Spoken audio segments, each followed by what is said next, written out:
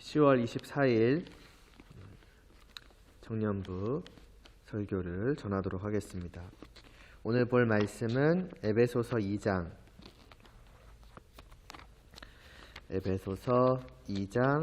8절에서 9절입니다.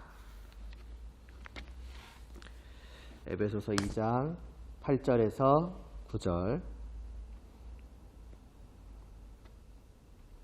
제가 봉독하겠습니다. 너희는 그 은혜에 의하여 믿음으로 말미암아 구원을 받았으니 이것은 너희에게서 난 것이 아니요 하나님의 선물이라. 행위에서 난 것이 아니니 이는 누구든지 자랑하지 못하게 함이라. 아멘. 기도드리겠습니다. 하나님 아버지, 저희가 오늘도 하나님의 말씀을 듣습니다. 지난 한 주간도 오직 하나님의 그 은혜를 바라보며 그 하나님을 바라보며 하나님과 함께하며 그 함께함을 정말로 기뻐하며 즐거워하며 감사하며 살아왔을 수 있게 하여 주시옵시고, 오늘 또 한 번 이 하나님의 은혜를 저희가 말씀을 통해 들음으로 말미암아 저희가 밝히 깨달아 알게 하여 주시옵시고, 분명하게 마음에 새기게 하여 주시옵시고, 오직 그 은혜로 이 땅을 살아갈 수 있게 하여 주시옵소서. 예수님의 이름으로 기도드리옵나이다. 아멘.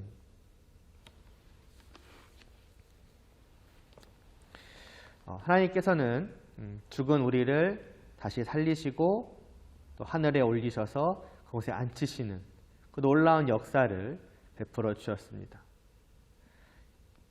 이것을 통해서 우리는 하나님의 그 능력이 얼마나 크신가, 그 지극히 크신 그 능력을 알 수가 있었고, 또 동시에 하나님의 은혜의 그 지극히 크심을 알게 되었습니다. 왜냐하면 그 사건이 하나님께서 그 자신의 은혜의 풍성함을 보여주시기 위함이었기 때문이죠.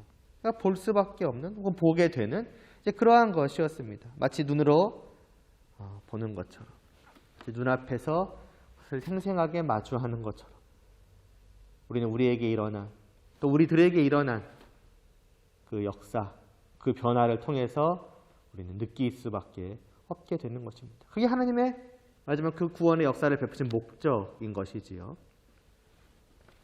그리고 이런 7절의 말씀에 이어지는 오는 8절의 말씀은 한글 성경으로는 생략되어 있지만은 왜냐하면으로 시작을 합니다. 그러니까 왜냐하면 너희는 그 은혜에 의하여 믿음으로 말미암아 구원을 받았기 때문이다, 라는 것입니다. 이게 8절 앞부분의 말씀이에요. 그러니까 앞에 5절부터의 말씀, 5절부터의 그 말씀과 이렇게 연결을 해보면은 너희는 무엇입니까? 하나님께서 다시 너희를 살리시고 하늘에 앉히셨다. 그 목적은 하나님의 그 은혜의 풍성함을 나타내시기 위함이다. 그리고 이제 오늘 말씀, 왜냐하면 하나님께서, 그러니까 너희가 구원을 받은 것이 은혜로 말미암은 것이기 때문이다. 이제 이렇게 되는 거거든요. 자, 여러분, 이런 흐름 속에서 오늘 말씀을 다시 한번 살펴보시기 바랍니다. 다시 한번 이 말씀을 생각해 보시길 바랍니다. 어떤 느낌이 드십니까? 처음에 그냥 이 흐름을 보고 딱 생각을 해보면 살짝 뭔가 약간 이상하고 어색한 느낌이 들 수 있어요.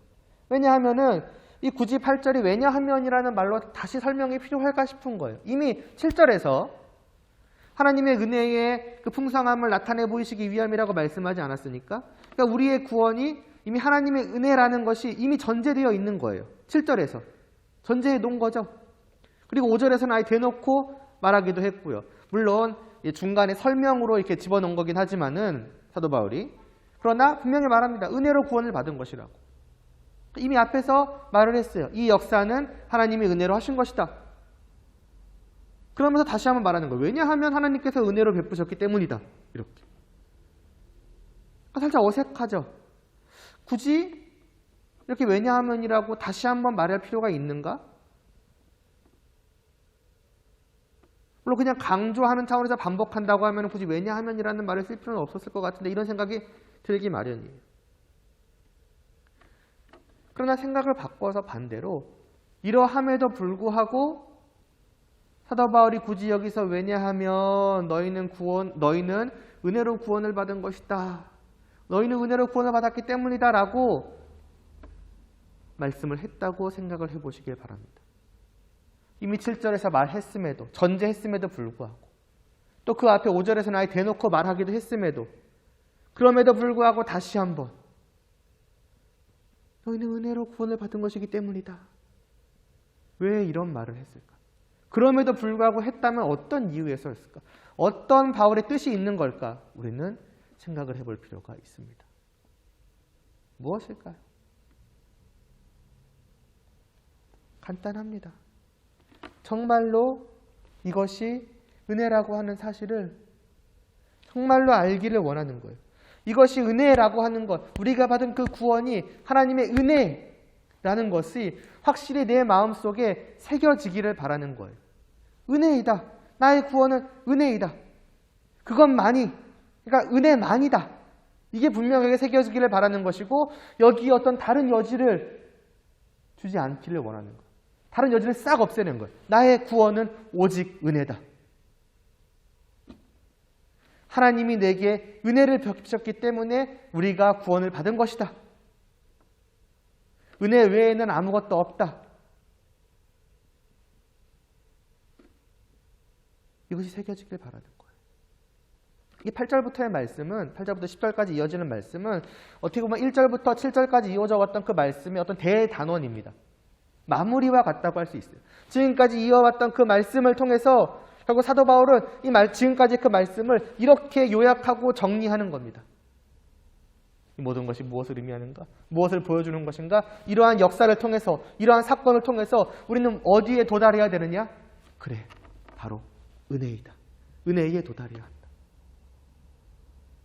그러니까 왜냐하면이라는 게 단순히 그냥 이유를 설명하는 어떤 그런 느낌이 아닌 것이죠. 너희는 죽었었어. 근데 하나님께 너희를 다시 은혜로 살리셨어. 그것을 나타내 보이시기 위한 거야. 그래, 맞아. 그래, 맞아. 은혜야. 오직 은혜인 것이야. 너희의 구원은 바로 은혜로 말미암은 것이야. 마치 사도 바울은 이렇게 우리에게 부르짖고 있다고 말을 해도 좋고, 혹은 일종의 말씀을 전하는 가운데서 다시 한번 스스로 하자면은 찬사를 표현한다고 할까요? 감탄사를 표현한다고. 맞아, 은혜라고. 우리의 구원은 은혜라고. 이 지금까지 우리의 그 구원의 역사잖아요. 하나님께서 우리에게 구원을 베푸신 그 역사를 1절부터 7절까지 해서 간략히 지금 설명한 거 아닙니까? 그것을 전하는 가운데 다시 한번. 그래. 은혜야. 마치 이런 식으로. 자기 자신에게, 자기 자신은 분명하죠. 그러니까 듣는 모두. 우리에게 전하고 있는 것으로 보여집니다. 그러니까 우리는 뭐냐? 이 은혜에 주목을 해야 합니다. 사실 지금까지 지나오며 이미 말했잖아요. 앞에서 전제되어 있었고 5절에서 직접적으로도 말씀해 하고, 그러니까 그 설교 가운데 계속해서 이 은혜에 대해서 지금까지 말씀해 왔었습니다. 여러분이 계속해서 들어왔을 거예요. 그래서 지금 다시 이 은혜에 대해서 또 다시 말씀하는 것이 어떻게 보면 지겨울 수도 있습니다. 아니, 저번 주도 말했고 몇 주 전에도 말했고 또 은혜야? 라고 생각할 수 있을지 모르지만은, 여러분이 어떤 그 지금까지의 그 말씀을 어떤 마무리 한다는 마음으로 분명하게 이 은혜를 다시 한번 살피고 받고 여러분 마음속에 새기기를 바랍니다. 조금 다르게 표현을 하자면은 이 지금까지 계속해서 은혜에 대해서 말씀해온 그 모든 과정들은 청소하는 과정이라고 생각하시면 돼요, 여러분. 때로는 한 번 문질러서 안 닦이는 그런 때들이 있을 거 아닙니까? 먼지도 되었든 얼룩이 되었든. 그럼 어떻게 해요? 한 번 하고 또 뭐 퐁퐁으로 또 한 번 하고 또 안 되니까 더 막 박박 긁고 여러 번 해서야 비로소 깨끗하게 청소가 되는 거 아니겠습니까? 마치 그런 과정이라고 생각하시면 돼요. 이 은혜라는 이 보석이 빛이 발해져 있어요. 우리 안에서. 우리도 다 은혜를 말해요. 은혜라고 하면 누구나 무언가를 떠올리는 게 있어요. 은혜지. 그러나 그것은 그 당시에도 그랬고 오늘날에도 그랬고, 그러니까 그 본연의 의미가 많이 퇴색되거나 왜곡되어 있습니다. 은혜가 문제인 게 아니라 그건 받는 우리들이 문제인 거예요. 이 은혜를 왜곡시키는 거예요. 마치 그 아름다운 보석이 막 더럽히는 거예요. 막 때가 잔뜩 껴있고 막 먼지가 잔뜩 묻어있고 마치 그런 거예요. 우리 안에 그런 식으로 이 은혜가 자리 잡고 있는 거죠. 은혜는 은혜인데 본래의 그 모습이 아닌, 본래의 빛나고 아름다운 그 모습이 아닌. 그러니까 어떻게 해야 되느냐? 거듭되는 과정을 통해서 다 닦아내야 되는 거예요. 아, 이게 아니었구나. 지금 이게 더럽혀져 있는 거구나. 닦고 깨끗이 막 빡빡 닦아서 그 본연의 아름다움을, 그 본연의 빛을 드러내게 만들어야 하는 겁니다. 그래서 이 진짜 본연의 그 다이아몬드 그 자체인 은혜가 우리 안에 분명하게 이렇게 자리 잡고 있어야 하는 겁니다. 이후로는 이 구원의 은혜에 대한 말씀이 여기서 이제 마무리가 돼요. 그리고 이 뒤로는 더 이상 그에 대한 어떤 설명들을 하지 않습니다. 그러니까 사도 바울도 여기서 확실하게 마무리를 하는 거예요. 구원은 은혜이다. 이 구원의 은혜라고 하는 것에 대해서 분명하게 여기서 딱 마무리를 하고 더 이상 어떠한 여지도 주지 않고 은혜라는 것은 이거다. 구원을 은혜하게 딱 하고 이제부터는 뭐냐? 이것을 전제로 하고 확실하게 전제로 하고서 이후의 말씀을 또 전하기 시작하는 거예요. 이후에 나와 있는 그 어떤 말씀들, 예를 들어서 어떤 삶, 이걸 해라, 저걸 해라, 뭘 해라 여러 가지 말씀들이 나올 것인데 그 모든 것은 어디서부터 시작되느냐? 구원이 은혜로 받은 것이다 라고 하는 그 분명한 사실, 조금의 여지도 주지 않는 그 사실에서부터 출발해서 이 나머지 것들이 연결이 되는 거예요.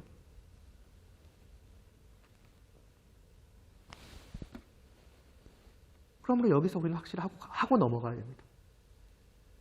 정말 이 은혜, 그 본래의 의미를 분명하게 하고 오직 은혜는 이것이다. 나는 이 은혜를 가지고 있다. 이 은혜 안에 있다. 이 은혜가 내 안에 있다. 내 머릿속에, 내 마음속에 그렇게 확실하게 딱 내 안에 집어넣고 또 이후로의 말씀을 보아가야 할 것입니다.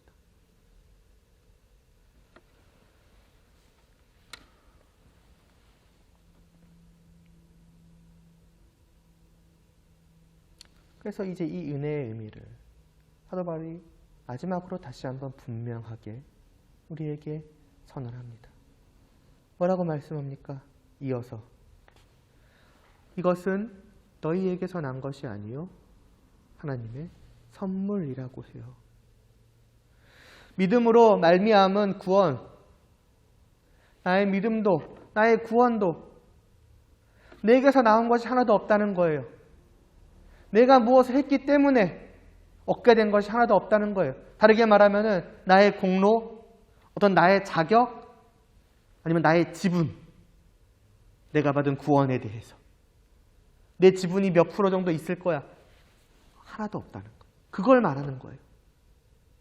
오직 뭐라는 겁니까? 하나님의 선물이라는 겁니다. 전적으로 100%.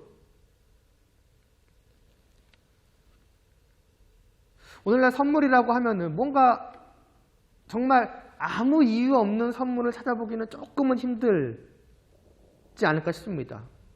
오늘날만은 아닌 것 같지만 예를 들어서 생일 선물. 그럼 이유가 있죠. 내 생일이니까. 무슨 기념일 선물. 그럼 이유가 있죠. 기념일이니까. 그러니까 물론 선물을 준 상대에 대한 감사가 있어요. 고마움이 있어요. 아, 이것을 상대방이 나에 대한 호의로 주는 거야. 있어요. 그러나 동시에 어느 정도는 요만큼이라고 할지라도 나한테서도 뭐가 있는 거예요? 이유가 있는 거예요. 어떤 그럴 만한 자격이 있는, 받을 만한. 감사가 없는 게 아니에요. 있어요. 그러나 이만큼의 그 나의 무엇도 있는 거예요. 그러니까 선물을 우리는 이제 그런 식으로 받아들이면은 이 하나님의 선물이라는 말을 할 때도 어디선가 그런 뉘앙스를 자꾸 내 안에 갖고 놓치지를 못해요. 그러나 이 하나님의 선물이라 할 때 그 선물은 진짜 선물이죠. 진짜 선물이라는 말이 좀 이상할 수 있겠지만 100% 선물이라는 거예요.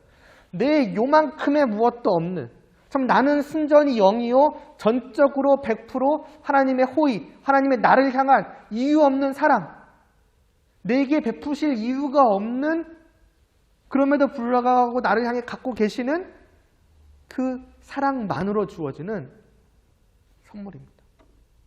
그러니까 내게서 무언가가 없는 거, 전적으로 하나님이 그저 주실 거. 오직 하나님의 편만 있는 거. 하나님 100%, 우리 0%.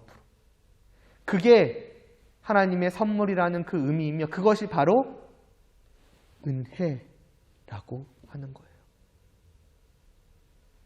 내 행위로 말미암은 구원은 없습니다, 여러분.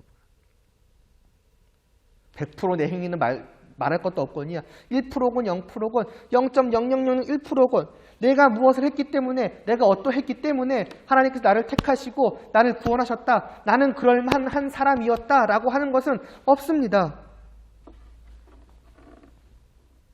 내가 좀 했다니까. 내가 어려서부터 교회에 계속 나왔다니까. 다른 애들은 다 주일날 놀러 갈 때 나는 그거 참고 교회에 나와서 예배 드렸고 헌금도 했고 찬양도 했고 찬양대도 어렸을 때부터 했었고 그래서 하나님이 나를 아니에요. 조금도 하나님은 그런 것을 보지 않으셨습니다. 이전에도 말씀드리지 않았습니까? 이미 우리가 앞에서 1절부터 3절을 보고 넘어갔잖아요. 그러니까 1절부터 3절이 중요한 거예요. 이게 분명하게 전제되어 있고 여기서부터 시작을 했기 때문에 내 무엇이 나올 수 없다는 게 자연스러울 수밖에 없는 거예요.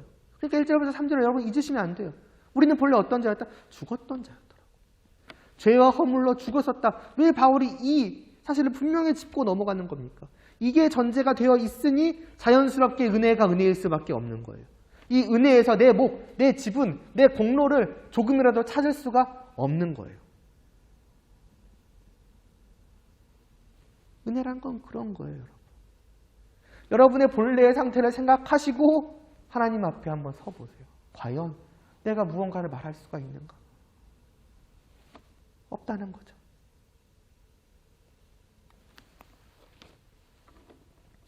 이전에도 말씀드렸지만은 그럼에도 불구하고 우리는 자꾸 망각해요. 우리의 본래의 상태를 머리로는 이해하지만 실제로는 이해하지 않아요. 머리로는 받아들이는 것 같은데 실제로는 받아들이지 않아요. 그래서 뭐냐? 자꾸 하나님 앞에 무언가를 쌓아왔던 것처럼 생각하고 또 쌓아가려고 해요. 여러분 지금 우리는 구원받은 성도는 하늘에서 하나님을 마주하는 자들, 하나님과 함께하는 자, 하나님과 마주하는 자 아니겠습니까? 근데 본래 이 땅에 있던 우리가 어떻게 하늘에 올라갔어요? 어떻게 하늘에 계신 이 땅에 있는 우리가 어떻게 하늘에 계신 하나님과 마주할 수 있게 되었어요? 그거는 굳이 말하자면은 우리는 탑 위에 서 있는 거예요. 이 땅에서부터 하늘에까지 치솟아 올라와 있는 그 탑 위에 우리는 이만큼 이 탑 여기까지 세워져 있는 이 탑 위에 올라서서 하나님과 마주하고 있는 겁니다. 그럼 이 탑은 뭐냐? 이 땅에서부터 하늘로까지 그 올라와 있는, 그래서 우리로 하여금 올라갈 수 있게 해서 하나님과 함께 할 수 있게 하는 그 탑은 뭐냐? 은혜의 탑이에요. 비유를 하자면 하나님의 은혜라고 하는 그 탑입니다. 은혜로 쌓여진 탑이에요. 그런데 우리는 어떻게 생각하는가? 그렇게 생각하지 않아요. 자꾸 내 탑을 쌓아가려고 해요. 내가 자꾸 쌓아서 하나님을 마주하려고 해요. 하나님과 함께 하려고 해요. 마치 바벨탑과 같은 거예요.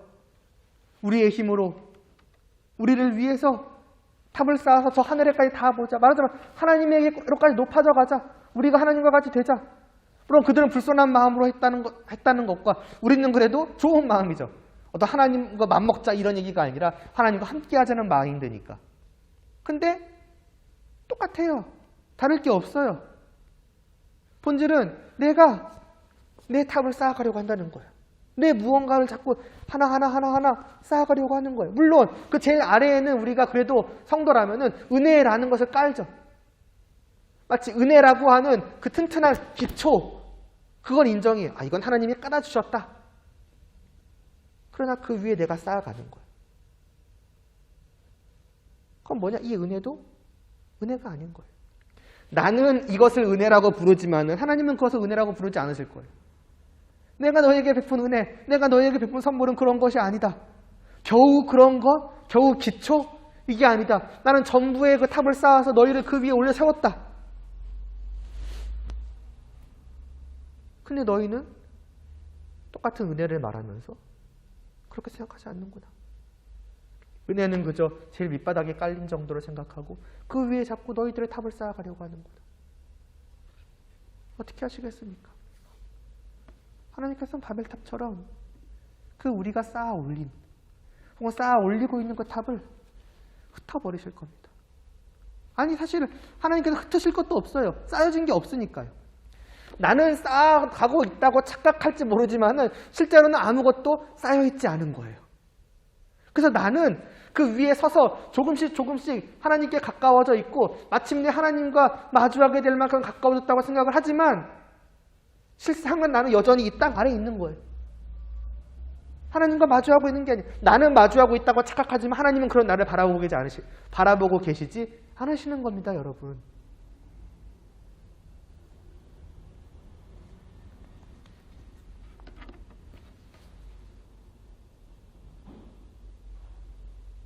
오직 하나님은 은혜의 탑 위에 우리를 올려놓으시고 우리를 바라보세요. 오직 그렇게만 우리를 바라보세요. 그리고 표현이 어떨지 모르겠지만 그렇게 바라보실 수밖에 없으세요. 왜? 우리는 탑을 쌓을 수 없는 존재이니까. 착각하며 살아갈 뿐 실제로는 아무것도 쌓여지지 않는 것이 우리의 말하자면 무언가를 쌓는 그 공로요, 자격이요, 무언가니까.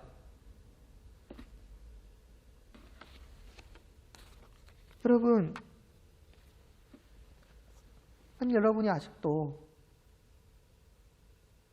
내가 쌓아올린 무언가를 의지하고 있다면은 그 착각, 그 환상에서 깨어나셔야 합니다. 여러분이 사실 어디에도 지금 내가 올라서 있지 않는구나라고 하는 것을 깨달아 아셔야 돼요.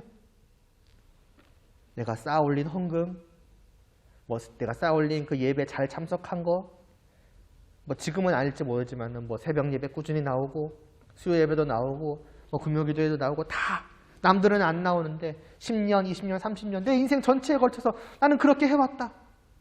그런 것을 하나의 탑으로 쌓아 오르는 거예요. 내가. 그러니까 이게 되는 거죠. 이러했으니까 나는 이 나오는 거예요. 내가 해왔던 이런 것들이 있기 때문에 나는 하나님 제가 오늘도 하나님께 기도합니다. 하나님께 당당하게 요구합니다. 들어주시옵소서.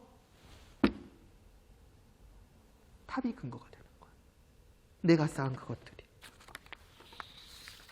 하루에 기도를 얼마나 많이 하고 남들보다 봉사를 얼마나 열심히 하고 어떤 부서에서 어떤 것들을 섬기고 남들과는 다르게 남들보다 더 많이 여러분 그런 생각들이 하나님의 그 은혜를 갉아먹고 있는 거예요. 하나님의 은혜의 자리를 그것이 대체하기 시작하고 그게 그 은혜의 자리를 가득 덮어버릴 수 있어요. 마치 아까 말했죠. 다이아몬드에 곰팡이가 사실은 낄 수가 없겠지만 곰팡이가 끼기 시작하는 거예요. 낄 수 있을지 없을지 잘 모르겠지만 죄송하지만 저는 몰라서. 그래서 곰팡이가 이제는 가득 덮어버리는 거죠. 그래서 은혜의 흔적을 찾아볼 수가 없는 거예요. 분명히 은혜라는 이름의 다이아몬드인데 곰팡이로 뒤덮여 있는 거예요. 우리가 그렇게 만들어버리는 거죠. 여러분. 다르게 말하면은 분명히 은혜로 쌓여진 탑 위에 내가 서 있는데 내가 그 탑을 먼지, 이끼로 막 덮어버리는 거예요. 그래서 옛날에 그 막 오래된 집들 관리 안 하면은 막 잔뜩 뭐가 덤불도 끼고 막 온갖 뭐가 치렁치렁 막 다 달려있지 않습니까? 마치 그런 것처럼 그 탑 전체가 탑의 흔적을 찾아볼 수 없어요. 탑의 본래의 모습을 찾아볼 수 없고 그 주위를 가득 둘러핀 막 가시덤불, 이끼 뭐 이런 것들 마치 그런 탑 위에 이렇게 있는 거죠, 여러분. 그러면서 그걸로 만족하자마자 계속 뭐 그걸 쌓아가려고 쌓아서 또 먹었어. 그리고 그런 생각들은 은연중에 뭘 하느냐? 다른 사람들과 비교를 해요. 교회 밖에 있는 사람은 물론이거니와 교회 안에 있는 사람들. 왜 저 사람은 저렇게밖에 안 하지? 왜 저 사람은 저렇게밖에 못하지? 나는 이렇게 하는데, 난 저렇게 하는데, 내가 이런 걸 해왔는데. 정말 그게 저 사람에 대한 안타까움으로 왜 저 사람은 저런 복된 것을 누리지 못하는 것이지 저 사람도 정말 나만큼 이 복된 것을 더 누렸으면 좋겠다. 정말 더 말씀을 더 그 복된 그 사랑의 은혜의 말씀을 더 듣기를 원한다. 더 말하자면 그 예배에 참여하기를 원한다. 이런 게 아니라 그냥 비교하는 에휴 저러면 안 되지. 이런 나는 하고 있거든. 나는 쌓아올린 탑이 있거든. 그런 거. 비교하고 우월감을 느끼고. 그래서 교회 안에서 서로 탑쌓기 놀이를 하는 거예요. 누구 탑이 더 높나? 누가 더 높게 쌓았느냐? 내가 이만큼 쌓았네. 너가 저만큼 쌓았네. 그리고 그런 이제 탑쌓기 놀이는 이제 직분으로 이어지죠. 이만큼 탑을 쌓았으니 집사, 이만큼 탑을 쌓았으니 권사, 아니면 뭐 장로. 직분이라는 것은 다른 게 아닙니다. 그냥 교회 안에서 어떤 특정한 일을 맡은 거예요. 그래서 이 일을 맡았으니 뭐 명칭이라고 해야 될까요? 그것이 집사, 권사, 장로 이런 거거든요. 근데 많은 교회들이 직분이라고 생각하지 않고 지위라고 생각해요. 내가 이것을 달았으니 남들보다 한순간 높아졌다. 내 공로를 인정받아서 내가 저 지위를 얻었다. 그렇게 돼버리는 거예요.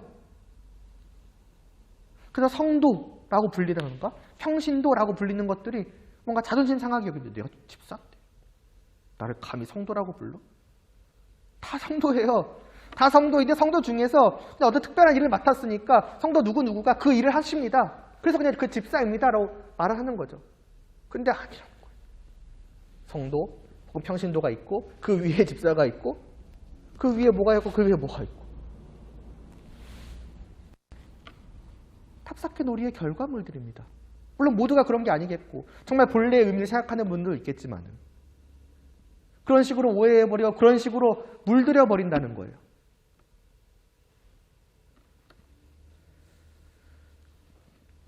그런 게 아니에요. 모두가 동일한 높이에 동일한 탑 위에 서 있는 거예요. 은혜라고 하는 탑 위에. 그리고 그 탑은 더 높일 수도 없어요. 왜냐? 가장 높은 자리로까지 올라가 있으니까.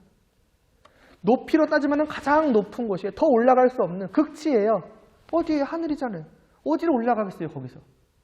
그런데도 우리는 거기서도 어떻게든 간에 뭔가 올라가려고 해요. 올라갈 곳이 있다고 생각하는지 또 그게 가능하다고 생각하는지 어떻게든 1cm, 2cm 남들보다 더 위에 올라가 있고자 하는 거예요.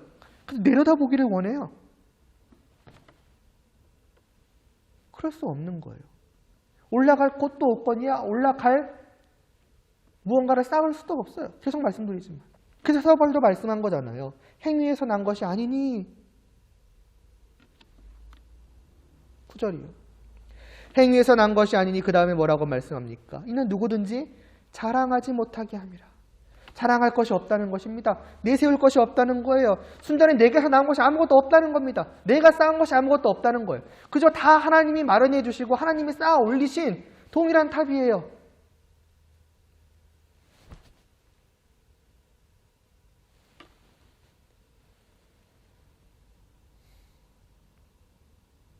그 결과물입니다. 근데 내가 더했니 너가 더했니? 내가 더 높니 너가 더 높니? 이게 쉽게 말하면 뭐 하는 짓입니까?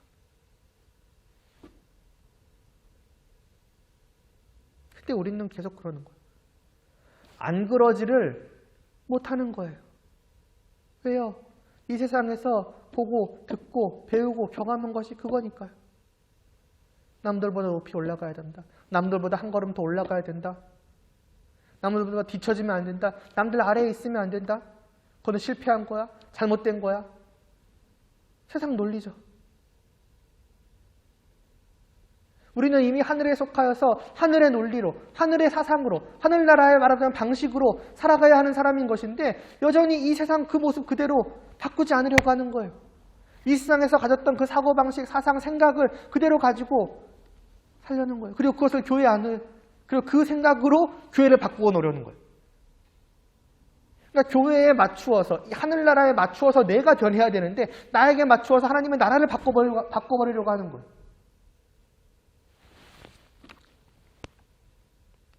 놓지 못하는 거죠. 이러하니 그 당시에도 그렇고 오늘날도 그렇고 은혜가 아닌 겁니다. 다 같이 은혜를 말하지만 다 같이 은혜가 아닌 거예요. 여러분도 마찬가지입니다. 여러분이 말하는 은혜가 진짜 은혜가 아닐 수가 있는 거예요.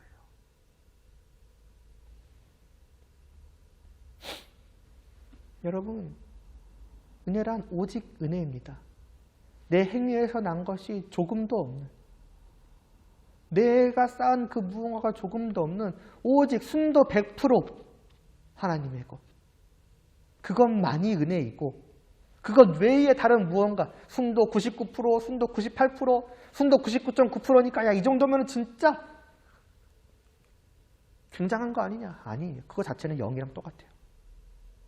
순도 99.9%의 은혜는 그냥 0%의 은혜입니다. 은혜 아닌 거예요.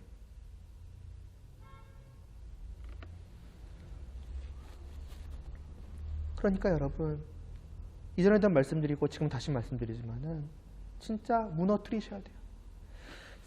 싹 다 무너뜨리셔야 돼요.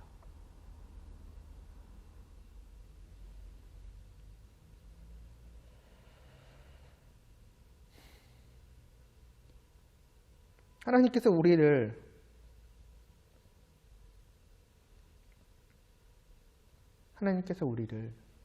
그 은혜의 탑으로 세워서 하늘 위에 올려놓으셨는데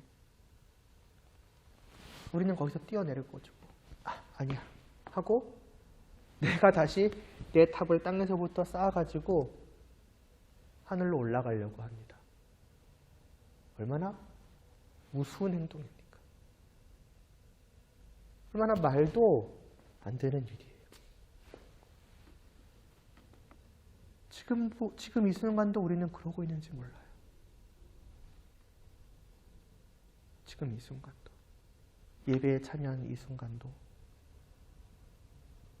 이 참여하는 그 자체가 나의 이 귀중한 시간을 허비하고 희생해서 내가 예배에 참여한다. 또 하나의 작은 탑을 쌓는 거일 수 있어요. 또 벽돌 하나 올려놓는 거죠. 이렇게. 여러분 지금 두 가지 중에 하나일 수 있습니다. 똑같이 두 탑이 있는 거예요. 하나는 그 은혜의 탑 위에 내가 실제로 서 있기는 해요. 근데 아까도 말했던 것처럼 그걸 뒤덮는 거죠. 나는 여전히 구원받은 자는 맞을 거예요. 그러나 정작 그 은혜의 탑에 그것을 아무것도 누리지 못하고 있는 거예요.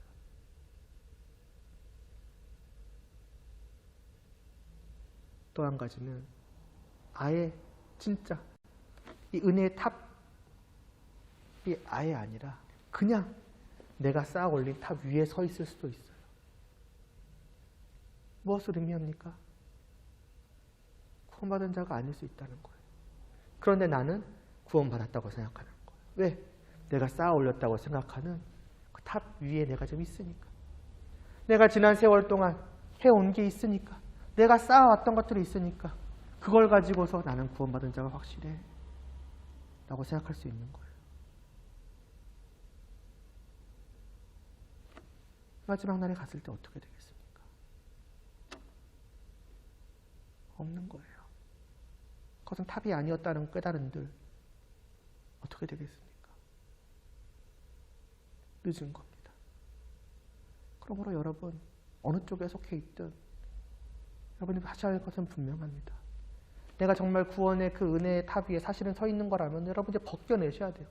내가 뒤덮어 놓았던 그것들을 이제 싹싹 다 긁어내서 하나까지도 한 톨까지도 싹 다 벗겨내고 오직 그 은혜의 탑만을 밝히 드러내어 그 위에 서 있어야 돼요. 이쪽에 있다면요. 이제 진짜 무너뜨려야 돼요. 착각에서 깨어나야 돼요. 환상에서 깨어나야 돼요. 누구보다 높은 곳에 서 있는 줄 알았는데 내가 사실은 아무 곳 위에도 서 있지 않았구나. 이걸 깨닫고 어떻게 하겠습니까? 정말 하나님께 구해야 돼요. 은혜의 탑을 위에 나를 세워주시도록. 하나님의 은혜로 나를 구원하여 주시라고. 그리고 그 위에 서야겠죠.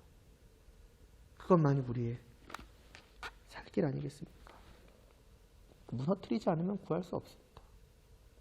든든한 탑 위에 있는데 내가 왜 뭔가를 구하겠어요? 구할 게 없는 거예요. 당당하게 요구할 거는 있을지언정 은혜를 구할 것은 없는 겁니다. 그러니까 무너뜨려야 되는 거예요. 여러분 무너뜨리고 다 무너뜨리셔야 돼요. 제일 마지막에 그 믿음이라는 그 탑의 밑둥까지도 여러분 무너뜨리셔야 돼요. 이전에도 한번 말했죠.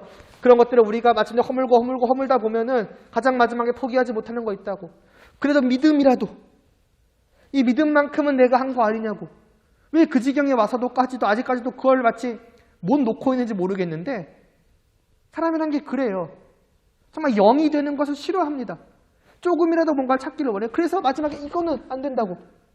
이 믿음만큼은 내가 한 거라고. 믿음 때문에, 내가 믿었기 때문에 구원받은 거 아니냐고.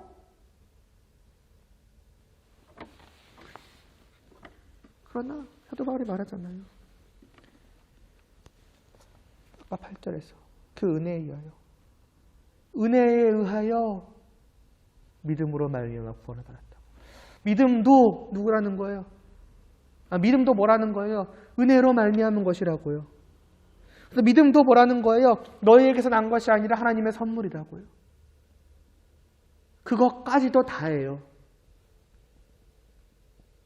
종종 말씀드린 처음부터 끝까지 다예요. 어느 한 구석도 없어요. 어느 한 부분도, 어느 한 톨만큼의 그 무엇도 없어요, 여러분. 다 버리셔야 돼요. 그때 비로소 하나님의 은혜가 진정 은혜가 되는 겁니다.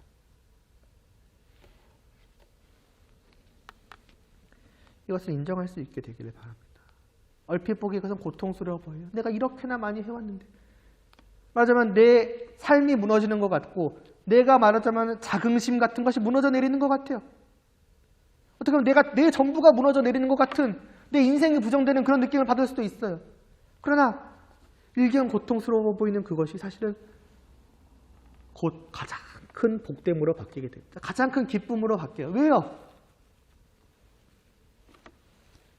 먼지에 쌓인 다이아몬드를 치우는, 이렇게 닦아내는 게 힘들어 보일 수 있습니다. 힘들어 할 수 있어요, 그 사람은. 그런데 다 닦아내고 난 뒤에 무엇이 있습니까? 가장 아름다운 다이아몬드가 있는 거예요. 싹싹 그 탑의 모든 것들을 다 벗겨내고 나면 뭐가 남는 거예요? 가장 빛나는 그 은혜의 빛이 정말 뿜어져 나오는 그 은혜의 탑이 있는 거예요. 이 위에 내가 서 있었다고 라는 생각이 드는 거예요. 그것은 내가 쌓아올리고 내가 아름답게 여겨왔던 그 어떤 탑보다도 더 건실하고 더 아름답고 더 귀해요. 말하자면은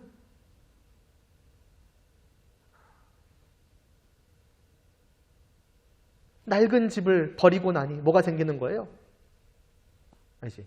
낡은 집을 싹싹 청소하고 나니까 정말 아름다운 새 집, 정말 빛나는 새 집이 있는 거예요. 이 집이 이랬었다고? 내가 이런 집에 살았었다고?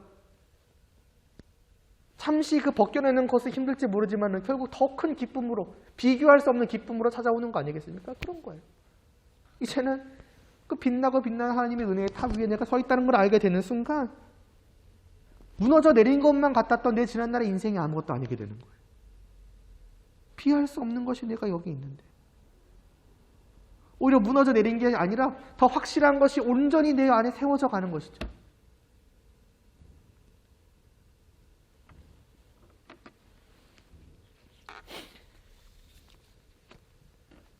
그리고 그렇게 될 때 비로소 우리의 삶은 진정한 의미를 찾아요. 내 삶, 성도의 진정한 삶의 의미는 무엇인가? 다음 시간에도 보겠지만 그 탑 위에서 살아가는 거예요. 이 탑 위에서 이 탑의 어려운 아름다움과 여기서의 삶을 누리는 거예요.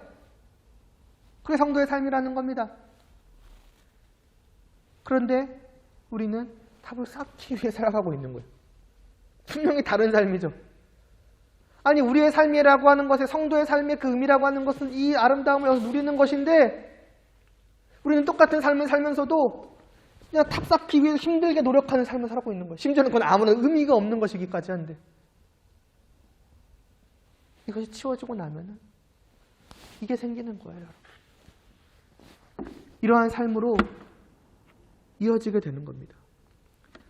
에베소 시작하면서 말씀드렸던 것처럼 이 에베소 뒷부분, 후반부 말씀은 성도로서의 삶에 대한 구체적인 지침들이 나와요. 그러나 여러분, 이 2장, 이 오늘 말씀, 이 은혜에 대한 것을 분명히 하고 가지 않는다면 그 모든 것들이 아무런 의미가 없을 수 있습니다. 똑같은 말씀을 듣는데, 똑같이 구체적으로 이렇게 해라, 이렇게 해라, 이렇게 해라는 말씀을 듣는데 이 부분이 확실히 되어 있지 않는 사람들은 그 말씀을 탑을 쌓는 하나의 방법으로 여기는 거예요. 아, 내가 이렇게 탑을 쌓아야 되는구나. 그런데 다른 한편으로 이 오늘 말씀이 분명하게 이 은혜가 내 안에 분명히 있는 사람, 이 오직 은혜의 탑 위에 서 있는 사람들은 이제 이것을 이렇게 누리면 되는구나 하게 되는 것입니다. 그러니 여러분 오늘 이 말씀 선명하게 새기실 수 있기를 바라요. 이것만이 은혜이구나라는 것을 깨닫고 혹시라도 여러분이 쌓아왔던 그 무언가들이 있다면, 은혜의 탑을 조금 뒤덮어가고 있는 그 무언가가 있다면 다 깨끗이 무너뜨리시고 빡빡 닦아내실 수 있기를 바랍니다. 오직 은혜의 탑 위에 여러분이 서 계실 수 있기를 바라요. 우리의 구원은 오직 하나님의 은혜로 말미암은 것입니다. 기도드리겠습니다. 하나님 아버지, 오직 은혜입니다. 오직 은혜만이, 그것만이 진짜 은혜입니다. 이 은혜 위에 서 있게 하여 주시옵소서. 우리는 쌓을 것도 없으며 쌓을 수도 없습니다. 그러나 쌓아가고 있는 것처럼 착각하며 그 헛된 나의 행위의 탑 위에, 나의 공로의 탑 위에 우리를 세우지 않게 하여 주시옵소서. 그 무너져 내릴 것조차 없는 거기에 나의 발을 올려두지 않을 수 있도록, 나의 인생을 올려두지 않을 수 있도록 하나님 은혜를 베풀어 주시옵소서. 예수님의 이름으로 기도드리옵나이다. 아멘.